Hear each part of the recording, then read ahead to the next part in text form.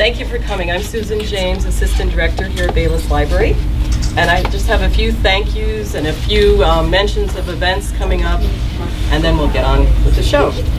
I want to thank Steve very much for joining us today, the library's program committee and staff for their help, Book World for providing books for sale today. We just ran out. There's a chance we can get some more, so possibly. We also have Die a Stranger, his book from last year, out in paperback as of recent. And Book World is contributing 20% of today's sales, so that's very nice.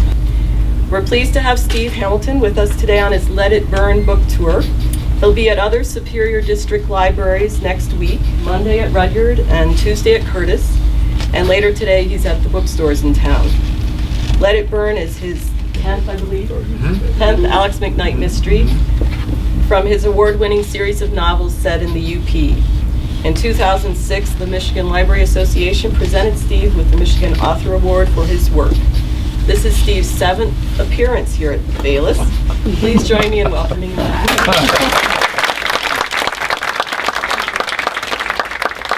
Who's going to buy one of these here today? Did not get one, just so I know. Okay, so this is just a couple. All right, I've got a few in the car, so I'll just, when I'm done, I'll go grab some, so you don't have to try to go looking for them. Okay, no, see, my pleasure. But if everybody raised their hand, then I'd be like, uh-oh. I don't have that many books in the car. All right, I'm going to stand up so I can project a little bit better. Can everybody hear me? Yes. In the back? Okay, good. Yeah, did anybody read this thing yet? Not me. Okay, just all right. Let's go to the last chapter. The joke never gets old. No, you know what? I can't read out loud. I'm awful at it, and most days I literally physically can't even do it. So I envy authors who can do it. I think the last time I was here. Was that the time I was here with all the poets? Yeah. I was so petrified of that event because I'm so used to doing events by myself, or if I do events, it would be with other crime writers. And now all of a sudden, it was me and like 5 poets. I was like, oh man, I don't know what this is going to be like at all. But it turned out to be amazing. It was very cool. Everybody was just. They started just talking about writing and about creating and about finding beauty in things that you might not be so obvious, you know, and it turned into one of the best events that I've ever done. It was right here with all these poets, but today it's just me again, so I hope that's all right. This book is, Susan said, it's number 10. I had no idea about I just did number 1, that's all I was thinking about, and I didn't think about number 2 or 3 or 4 up to 10, but as you know, Alex is a Detroit police officer who retires after he gets shot, and he moves to a little town that I don't have to tell you is a real town. When I go to Phoenix, I had to tell them, yes, there is a little town called Paradise. It's right here. It's around the bay from Sault Ste. Marie, and yes, you drive a long way to get to a blinking light.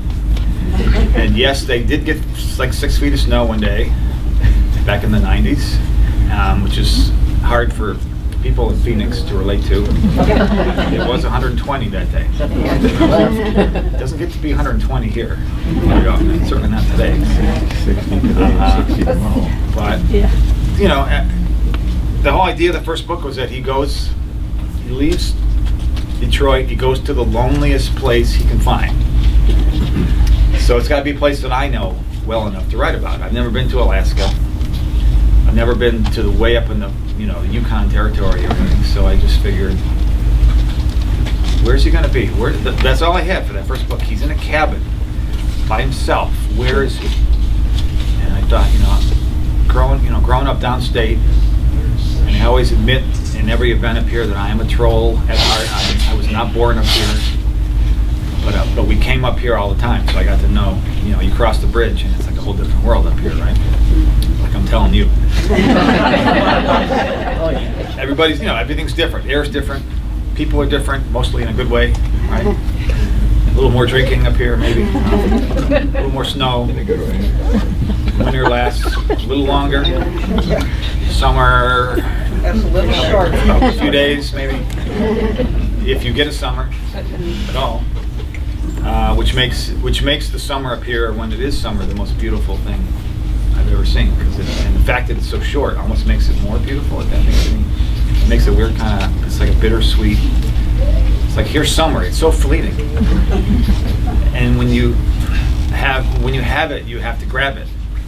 And that's one of the guys I did this event with, Ron. That same day, we were on our way somewhere else. We had we were 20 minutes away and like 18 minutes to get there. And he made me stop the car. Remember Ron, the real tall guy here? Yeah. He made me stop the car on the way to Paradise, going on Lakeshore Drive. And he ran out of the car and jumped into the lake. Just jumped in, clothing. We were on our way to an event. He had to get out of the car and jump in the lake. And he comes back. It's like, Ron, come on, we're supposed to be in Paradise at 1, and it's 12:40, and he comes back dripping wet. He has no towel. We get to Paradise, and he's literally dripping wet doing the event. And I was like, you are the most insane person that I've ever met. But I realized, looking back on it, he grew up here, and that's what summer does to you, right? When you have it. It was a warm day. The water was warm. Lake Superior was warm. Out in the shallows, going that way where the sun could actually warm up Lake Superior enough you could go in it without dying, He had to get out of the car and jump in because it was his only chance. And that's why he had to do his event just dripping wet. Nobody said anything. It's like, yeah, it's a beautiful day. Yeah, the water is great today. Yeah, I see you jumped in. Yeah, it makes sense. That's what this is like. That's a picture of what this is like up here, and that's why. And that's all I had in mind was the first book is Alex comes up here. He's by himself. He finds out you can't run away from trouble anywhere, not even Sault Ste. Marie, not even Paradise. And that was the first book, and I sort of made reference to his past, the thing that had happened to him when he was in Detroit. And then every book after that has been him going to Canada, him going to Western UP, downstate once in a while.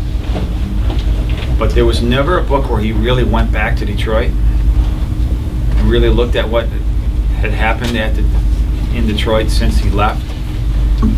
And I figured for number 10, it was finally time to do that. It was finally time for him to face his past, face the city that he'd left.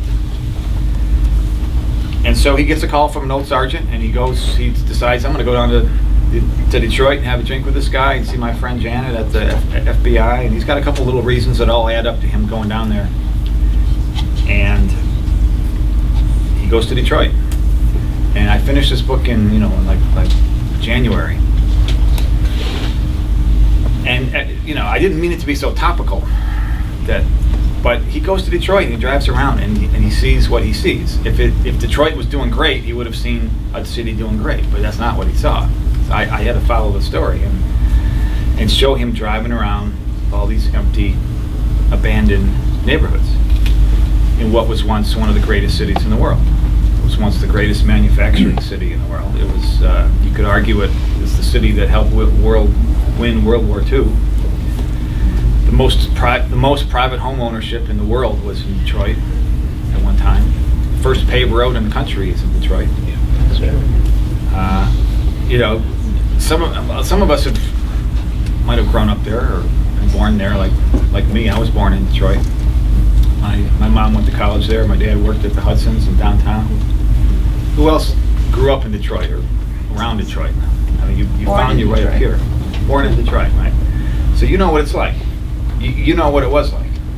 You know that train station, the depot downtown, 18 stories tall, was once the most beautiful train station probably in the world.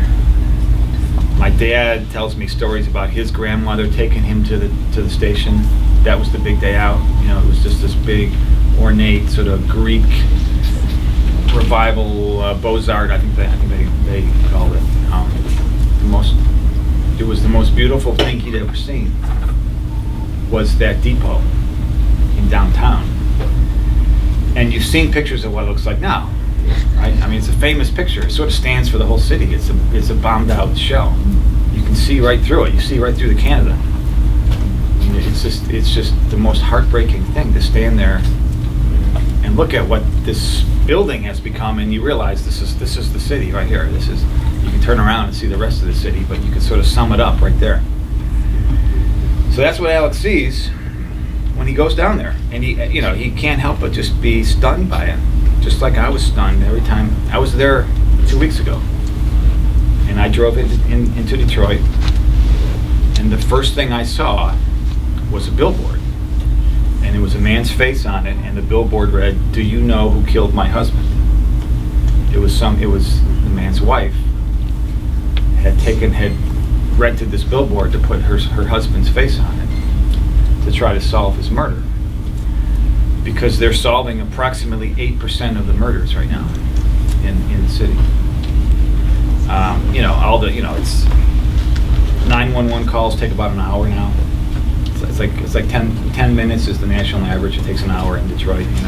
The firemen don't have equipment. The police are down to, they used to be 13 precincts. Now they're all like 6 of them. It's just all the numbers sort of begin to tell a story. But really, it's just driving around is what you really have to do to see just all this empty blocks where all the houses have been abandoned or torn down, or not torn down yet because they can't tear them down fast enough, or burned out. And there's one block in particular that Alex goes to where there's one woman left, one house, with an old woman living in it. And it used to be a thriving neighborhood with houses all up and down the block, and a school on the corner where her kids went to school. Now the school's boarded up and closed down, and every house is gone except hers. Just weeds everywhere. And she doesn't want to go. The city wants her to move. They have this idea, how about if everybody just got to one side of the city, we could actually have like street lights and ambulances and things. But she doesn't want to leave. This is her house. This is where she raised her kids. This is the only house she ever owned. She doesn't want to leave. And maybe she sort of represents the one hope left, is the people who don't have any common sense at all and still just are holding on to the one thing that they love. And there are people still like that in Detroit. There's probably not enough of them, but I hope that's the one ray of hope. It's when we're talking about this book this week, wherever I go, because since I finished it, let's see, what's happened to Detroit since then? Emergency manager gets appointed, they start defaulting on their debts, and then they actually, the first major city to declare bankruptcy, which is like, you can see it coming, you're not surprised, and yet it's still a shock. It's like, this really happened. How does a city go bankrupt? What happens next? They don't pay pensions to people who work there. They don't pay the cops who used to, what do they do now? How do they pay the cops now? And the firemen. It's just like, I can't imagine. Somebody actually wrote me a note. After it happened, I wasn't thinking this, but they said, what happens to Alex's pension? I really did. I didn't think of that. Well, when I'm going to be in Levering on Wednesday at the Big Chicken. You guys know the Big Chicken. If you're going to rob the Big Chicken, by the way, don't do it on a Tuesday morning. I'll be there on Wednesday. They're going to flex one day for me, but they usually have breakfast on Tuesday. All the retired cops from Detroit. So I'll get, I've met with them a couple times, and that's where I sort of started to get some of the flavor of what it was really like to be a cop back then in the 80s. It's weird because they were a cop at the same time Alex was, sort of fictional and real mixed together. But so they, you get a bunch of old cops together and just shut up and listen, because they'll just tell you all these stories working, back when Coleman Young was the mayor, which was kind of interesting, and first thing he does is he points his buddy as the chief of police, and then the chief of police starts stealing from the evidence drawers, and he gets the state police come and lead him out of his office in handcuffs and arrest him, and he gets indicted. It's like, it's not a good sign when your chief is getting arrested. So that's sort of how they knew that their days were numbered there. It was kind of a sad thing because they loved Detroit. All these guys, they grew up there. They know what Detroit was capable of, and that they're just trying to be cops and do their job. And now they're seeing all this stuff happening. You know, and now since then they've had a bunch of characters there since then, leading up to a decent, honest man who's the mayor now. I guess it was too late though to try the decent, honest man approach. But I guess he's stepping down. So if anybody wants to go down there and run for mayor, seriously, if you got an idea how to, because we can't give up on Detroit, right? We can't just abandon it and let it go completely back to weeds and nothing, right? I mean, we can't do that. So seriously, if you got any ideas, and I realize it's going to take someone like the Quicken Loan guy, Dan Gilbert, who moves his office from the suburbs downtown just because he wants to, and because square footage down there is about $8 a square foot, so there is some sense to it. But there are, just at the same time, there are plenty of people who told him he was crazy to move out of the suburbs and move his whole headquarters downtown. But he said, I'm going to do it. I don't want to look back and regret that I didn't do something for the city. So it's going to take guys like that, right? It's not going to be a mayor or a government, whatever side of the government, right or left, Democrat, Republican. It's not going to be any of those guys who save the city. It's going to be just people, businesses, small businesses, large businesses, people who move, who decide they're going to move back and take it back, right? That's the only thing that's going to help. So I don't think if you have a business in Sault Ste. Marie, it might not make much sense to move to Detroit. But if you're in the suburbs, that's what it's going to take, right? So I'm trying to find, all this week I'm trying to find little rays of hope like that, because I don't want to just come out and say, yeah, Detroit is awful and it's hopeless, and Alex has to go back and see it, because that's not what I wanted to do.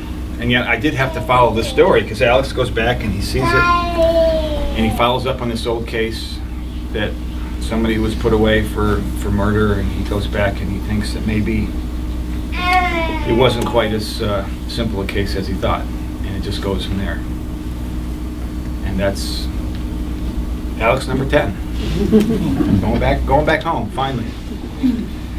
And so it's a little bit, it's a little different than the other books. The other books are about Lake Superior and cold and snow or Canada or something. This is about Detroit, mostly.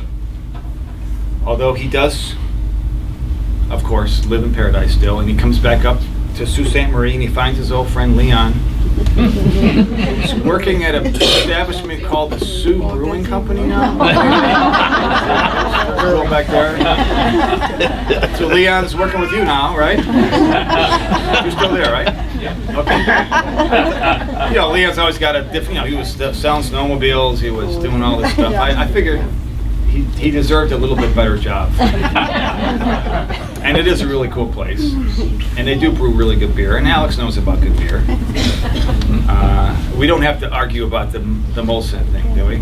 I just got into this the other day with somebody who didn't believe there's any difference between a Molson that's bottled and sold in America versus a Molson that's bottled and sold in Canada. And he was like, it's just a myth that it's different, and the alcohol content is exactly the same, etc. He's going on, and it's like, maybe the alcohol content is the same. I'll give you, maybe that's a myth, but let's just bring two bottles together and you taste them. It's different, right? The Canadian is better. Does anybody dispute this fact? Will, you're the expert on beer. No, actually, it is different. It's bottled in plant. I think that's it's made different. It's different. Somebody said that's a myth, but I don't care if it's a myth or not. It's different. It's better. Not that there are great beers in America, and you go to Sioux Brewing Company and you'll get a great beer that's made in America, but take the same beer. Anyway.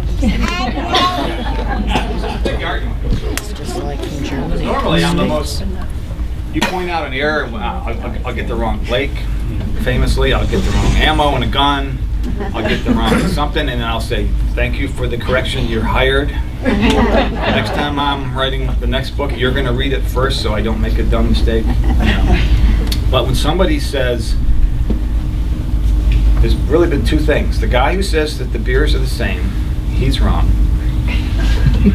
And then the guy who tried to tell me that Lake Superior is not the biggest lake in the world, that guy, he had to, he said, oh, there's a lake, there's this lake in Russia, Lake Baikal or something. It's deeper, bigger, more water in it, you know. So he had to appear in a book in a pink snowmobile suit. Was that Die Stranger, I think? He comes in and he walks into, that's the first chapter. He walks in and he tells Jackie, you know, just like this guy did. Lake Superior, you say Lake Superior, you think Lake Superior is the biggest lake in the world. It's really not. There's this lake in Russia that's bigger. So you can imagine how well that goes over in the bar. And he's shown the door. So there's a couple things I know in my gut. I don't care if you show me an encyclopedia that says it's different, you know. And one of them is that Lake Superior is the biggest lake in the world, just like Molson is better in Canada.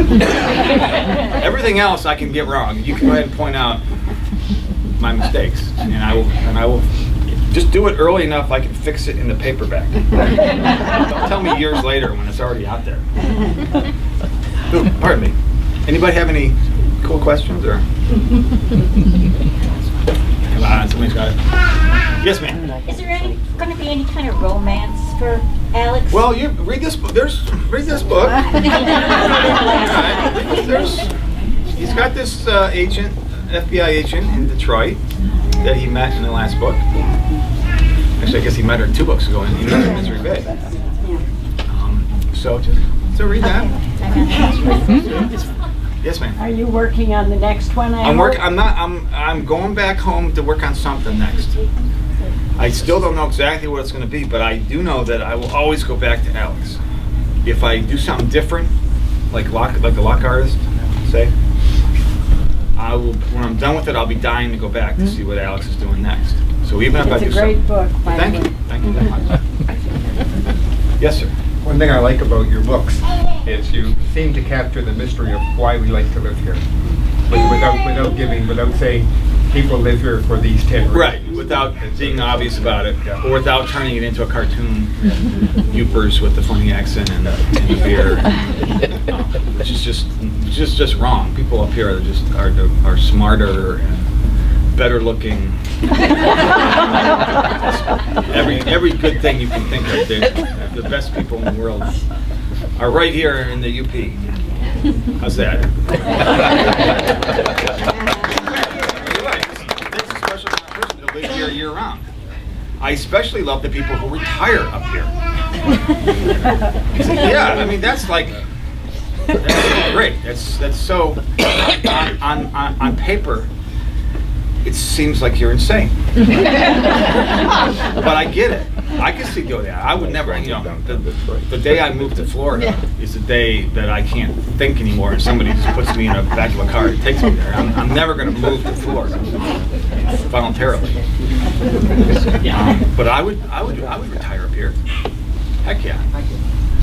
Yes, sir. Since Alex is such a fan of snowmobiles, is he ever going to race in the I-500? Just yesterday, I signed a book to somebody. It said to so-and-so who hates snowmobiles almost as much as Alex does. That was what he wanted me to do. So no, I can safely say he will never ride a sled at the... Then he won't convince him No. to be part of the team? He will never, Alex will never ride a snowmobile unless it's to save somebody's life, like he did in one book. Yes, sir. Do you go out and search out isolated places in the UP for your books? Well, if you drive around the UP, you really don't. I did. When I was here a few years ago, I gave the commencement address over at Lake State, which is very cool. And I decided just to drive west, just because Alex never really had at that point never really done much on the western side of the UP. And I was in Toivola, sorry. And I saw that sign, Misery Bay, 8 miles. I just saw the sign. And I said, thank you for the title, first of all. That's such a great name. Oh, yeah. And you guys know where Misery Bay is? I mean, it's like out here, right, on the western edge of the Keweenaw. And this was May. It was a really warm year that year, too. I drove down that Misery Bay Road, or Misery Road, whatever it's called. Actually, that would be a good title too, Misery Road. And has anybody driven down that road? You get down, it's a dead end. It's like, here's a lake, here's Misery Bay, turn around, get the hell out, thank you, that's it. I thought, first of all, why is it called Misery Bay? That's the most miserable name, literally, for a place I've ever heard. There has to be some story, which I still haven't gotten to this day. I've gotten different versions, but there's no definitive story. And then I got this weird feeling being there too. I don't know what it was. Maybe because it was May. There was like a foot of snow in the ground still in May. And I realized that this place being here on the western edge of the Keweenaw must get destroyed in the wintertime. Just get buried. So okay, that's why it might be Misery Bay. But that's not the only place that gets snow. So there was just something about that place that was just really kind of weird. And it was like the most forgotten place I'd ever seen. Even, it made Paradise look like Traverse City or something. So you just drive around and you find these little places like that. And I just went from there. It's like, okay, what could happen here? What could happen at this lonely spot that would start our next book? Because I never know where they're going to go. I just start with something and then go. Just like this. What happens if he goes back to Detroit? That's all I had. Just follow it. Last year you mentioned a movie about the block artist. All right, I'll be out there next month. The first draft of the screenplay is done. So far, the actor doesn't talk in the movie. This is the block artist is about the young character who's a safecracker. In the book, he doesn't say a word out loud, which will be an interesting screenplay. I think I said this last year, I want to be there when the actor gets the screenplay messengered over to him and starts doing what all actors do, even from the Sioux Theater up to Hollywood. They just go through and they mark their lines.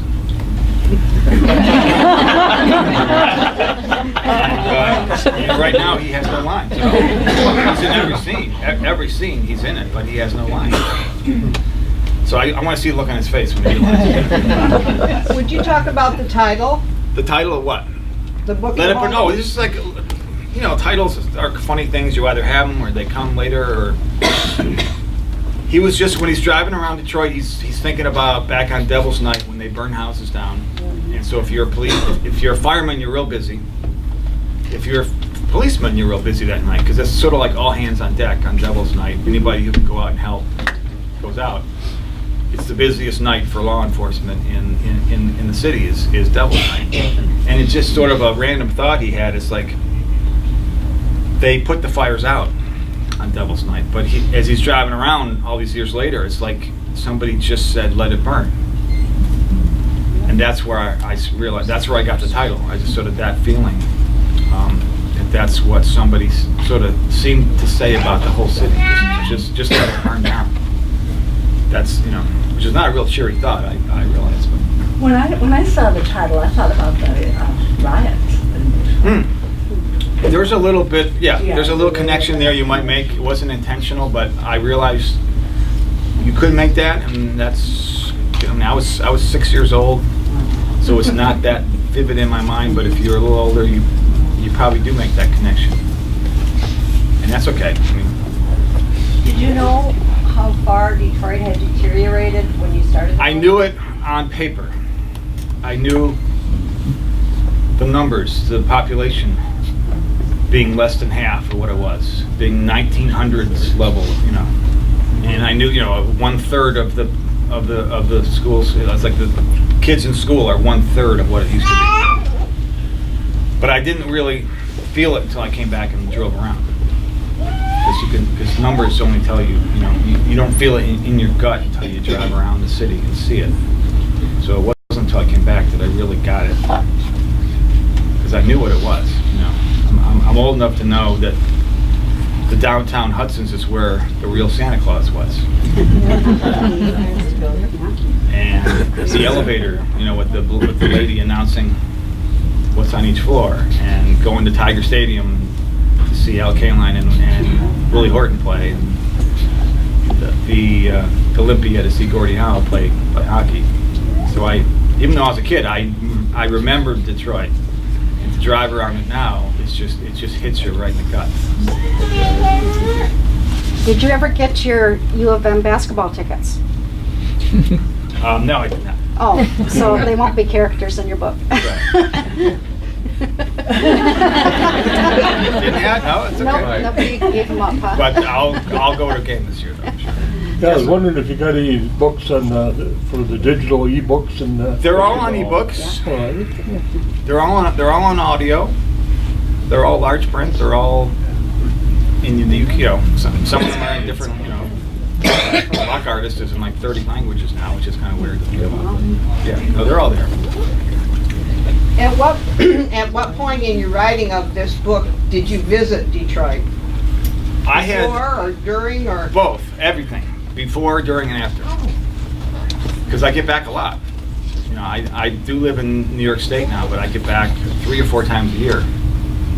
And so I did drive around as I was starting this, after I talked to those cops at the Big Chicken. And I said, okay, that was then. And they know it's gotten worse since then, but they're living up here. I have to go see it. So I did drive around, because that's what it takes. How did you end up living in New York State? I moved out there to work for IBM when I graduated from U of M to get a good job. Because it was 1983, and it was pretty tough back then, not as tough as it is now. But that's what it took. I wanted to stay in Michigan when I graduated from U of M. But IBM in New York had a good job for me, so that's why I moved out there. And then life happens, you get married, you have kids. But I get back, I still do this is where I'm from, and I'm still a Michigan boy. Yes, Will? I'm sure you have a lot of them, but how do you pick which blurbs you put on the back of your book? I don't pick that. Basically, the outside of the book, the publisher sort of owns that and does that. So they get these silly blurbs from all my friends. It's not, all these guys, Lee Child and Laura and Harlan and George, I've got to know all these guys. They're the nicest people in the world because they get to kill people. Sue Grafton's first book was her way to kill her ex-husband. That was A is for Alibi. And she's been going ever since, and she's been much happier.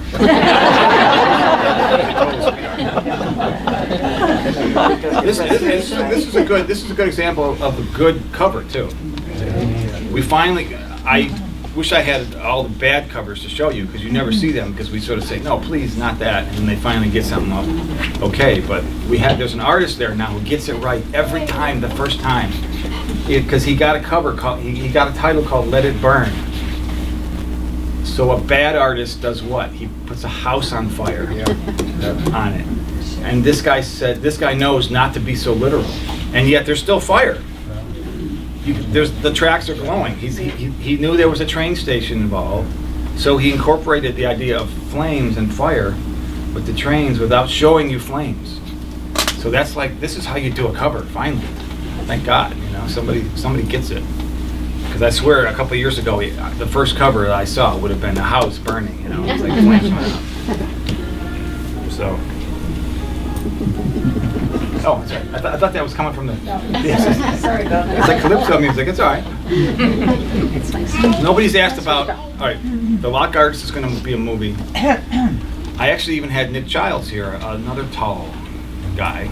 I always seem to travel with tall people. He was the filmmaker, and we were talking about Alex being a thing someday. And I'm getting more and more convinced that they would never get it right. Someone like Nick gets it, but he's not a big Hollywood producer. So when I saw Jack Reacher, the movie, that was like the final straw for me. It's like, they will never get Alex right. Because, if you know Jack Reacher, Lee Child's character, the military police officer, he's 6'5", tough as nail. And not that Tom Cruise played him, he's 5'8", but it's more than just height. You can fake height, right? Humphrey Bogart stood on a soapbox to look taller than Lauren Bacall. You can fake that, but there's something about, is Tom Cruise Jack Reacher? No.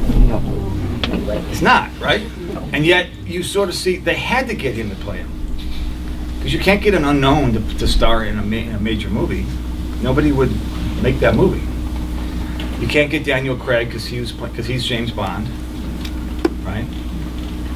So you almost have to get Tom Cruise to play this guy because he can do it and he can be attached to a major movie. And so who would they get to play Alex McKnight if they made a major movie out of him? You know, maybe if they did a miniseries, HBO, you can get somebody else. But if they made a big movie, would they get George Clooney and would they get Gary O'Quinn? But can he carry a movie? A major, you know, you got to have an A-list guy. So they would get George Clooney, or they get, God forbid, they got Tom Cruise. I would just kill myself. But, and we talked about this before. How would they just get? Alex is bad enough. How would they get the UP right? We were just talking about that movie with Don Johnson and Melanie Griffith. It was called Paradise. You guys seen that? It was set supposedly in Paradise, and there was a shrimp boat. Seriously, there was a shrimp boat off the shore, and there was a bus that ran from Paradise to Sault Ste. Marie. That was their last attempt to get the UP right. You can go back to Anatomy of a Murder, of course, but that's a long time ago. I just don't. I'm happy to just like going back to Sue Grafton. She said a long time ago they will never get their hands on Kinsey Milhone and make A is for Alibi or any of those books because they will make it. They can't get it right. Just So I don't think you'll ever see Alex McKnight on the big screen because I don't think anybody would like it. Anybody who knows the character, you already have this picture of him in your mind. He's your own picture because I never tell you what he looks like. I don't say what color eyes he has or anything. All I'd say is he was a catcher. So you have a certain Bill Freehand kind of type of guy, in your mind. But if you saw like a Tom Cruise up there, you would just think, oh. It's like, so why even let him try to do that? But The Lock Artist is different. That was a one-time book, and that'll be fun to do because it'll be fun. It'll be interesting to see if we can make a movie without dialogue. Do you get very many questions about the Glasgow Inn? Yes, every time. Yeah, I mean, you guys know there's no Glasgow Inn. There's the Yukon, which is about as close as you're going to get. But it's not a real Scottish pub. You got to go to Scotland to get one. I just thought it'd be fun. First book. I'm going back to the first book. I didn't think. He's up there by himself. He's going to go someplace every night. I don't want him to go to an American bar every night because that turns him into a really not real happy kind of guy. I mean, who goes to an American bar, the same one, every single night of his life? Do you know anybody who's a winner in life?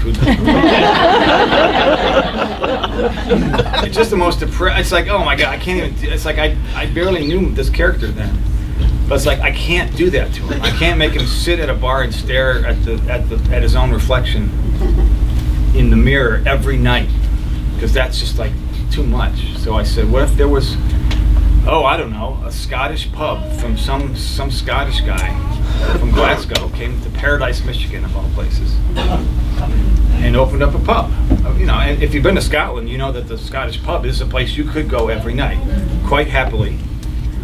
And you would not be a depressive, alcoholic loser. You would be just one of the guys, because that's what they do. It's the coolest place in the world. They've actually at the brew pub here. They've actually sort of created some of that feeling. I think you go in there and it's like everybody knows you. There's nice furniture. You hang out. You get food there. That place wasn't around certainly when I did the first book. But you need that kind of place for your character to go every night. So that's all I was thinking for that first book. But now every time I go somewhere, it's like I went to Paradise and there's no glass. No, just go to the Yukon and that's all you got. Every time, Sault Ste. Marie needs a real Scottish pub, and that place is as close as you're going to get. Paradise needs one, and every town needs one. But unfortunately, you have to go to Scotland. So go to Scotland. Looks like Will's been busy since the last time. You've been busy since the last time I saw you. Yeah. Well, you know, life happens. Yeah, I guess. Celeste. She looks great. She's very cool. Yes, yes. Have you ever been on or asked to be on C-SPAN for a book review? On C-SPAN for book review now. Do you work for C-SPAN? I'd be happy to. No, not yet. I've done all sorts of things. I was on the morning show this morning. I don't know if you heard me. And on the Eagle radio. It was like right before I got here. It's like I literally ran from the station down here. So you probably didn't hear me. How many years before we see Lock Artist? Is it a It's- couple-year process, or? This guy makes movies pretty quickly for Hollywood standards, so probably about 2 years, I would say. So next time I'm here, maybe I'll have all sorts of Hollywood stories about what a horrible place it is. But so far, it's been okay. Because this guy, I found the one guy who reads books. That's not a joke. That's literally the only guy in Hollywood who reads books. It doesn't have somebody read it for him. He's got 16,000 books in his house. He picked up The Lock Artist at an airport and read it on the plane and decided it had to be a movie. So that's how that happened. And he just finished the J.D. Salinger documentary that'll be coming out in September next month. So if you get a chance to see the trailer, it looks pretty amazing. But that's the kind of guy he is. He spent 9 years working on a documentary about J.D. Salinger. So he obviously loves books a lot. Yes, sir. Do you have a process to go through to get yourself in the mood to write? Or you just sit and write any time? And is writing hard for you? Is it, or do you sit? Yes, it's very hard. My process is everybody goes to bed.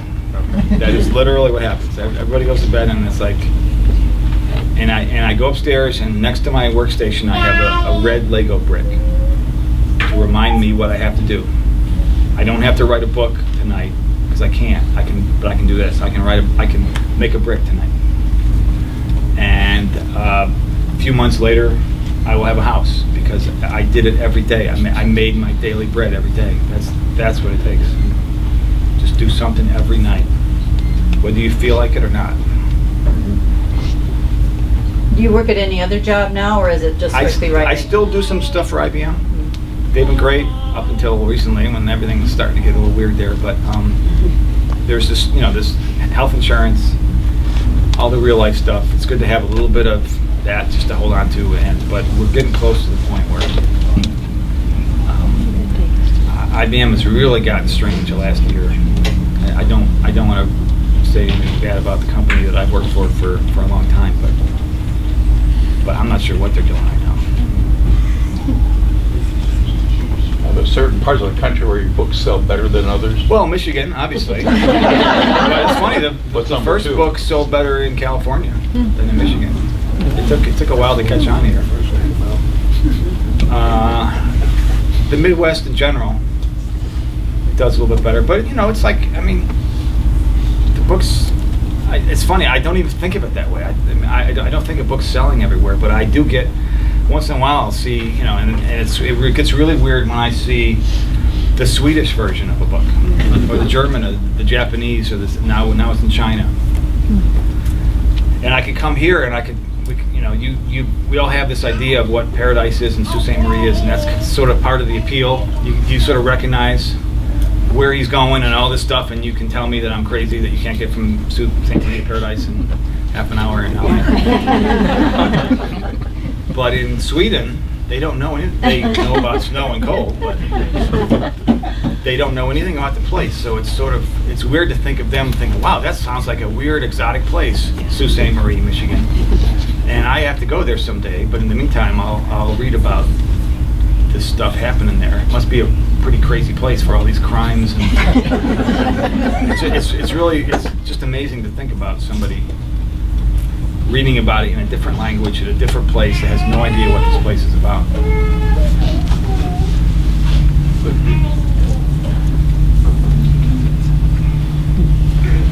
They love the Lock Artist in in Japan.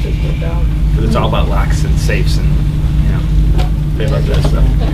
But I still haven't gone to Japan yet. I haven't done that lost in translation thing where you stay at a hotel and you're in a different time zone and everything's weird and Scarlett Johansson is there. Haven't had that happen.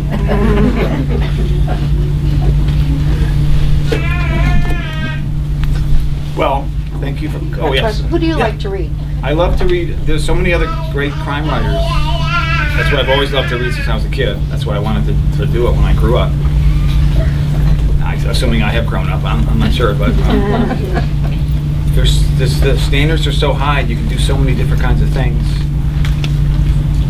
And you can read about things that, like, if you want to know what it was like to be in New Orleans when Katrina hit, you read James Lee Burke, who wrote a book set in that time.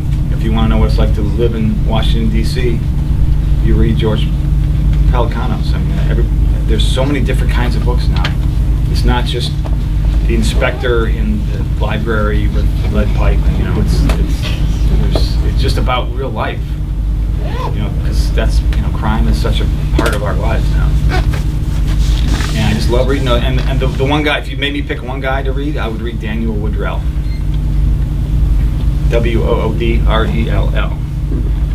And he's not a household name. He's not like, you know about Michael Conley and Lee Child and these guys. Who here has read a book by Daniel Woodrell? You gotta read it. He wrote a book called, you probably heard of Winter's Bone, because it was made into that movie a couple years ago. He's a sickeningly good writer. Just as good as anybody in any field. So I wonder if you even have it here in the library. Just go read his stuff. Do you? You know? I'll have to check. Okay. I'm not sure. Fantastic writer. Well, thank you very much. Thank you for coming out on